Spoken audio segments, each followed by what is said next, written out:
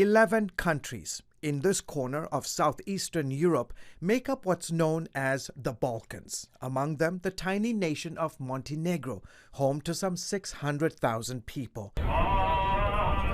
For months, thousands of protesters, led by Serbian Orthodox Church leaders, have marched in cities across the country, protesting a law they claim allows the government to seize churches and other religious sites. Those protests are interesting because they're happening as a prayer walks, and they're unique. They're also celebrating the Christian faith here in Montenegro.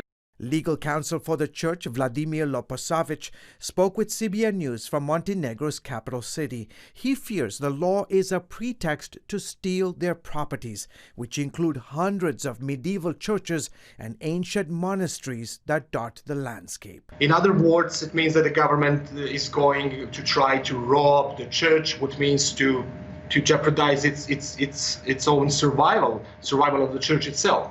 The law, enacted in January, states that churches must provide proof of property ownership from before 1918 or risk their assets being taken by the government.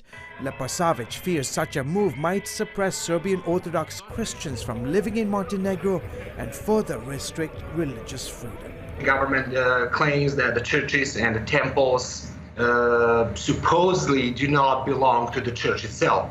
That's led to widespread protests, including clashes with police and repeated detention of those opposing the law, including Orthodox leaders and politicians. Since its independence in 2006, Montenegro's government has fostered closer ties with the West. A NATO member, it's now negotiating to join the European Union. Yet Montenegrins remain divided on whether to foster closer relations with Serbia and Russia or the West. For now, despite government restrictions on public gatherings due to the coronavirus, protesters continue to join church rallies across the country, demanding the government abandon its controversial religion law. George Thomas, CBN News.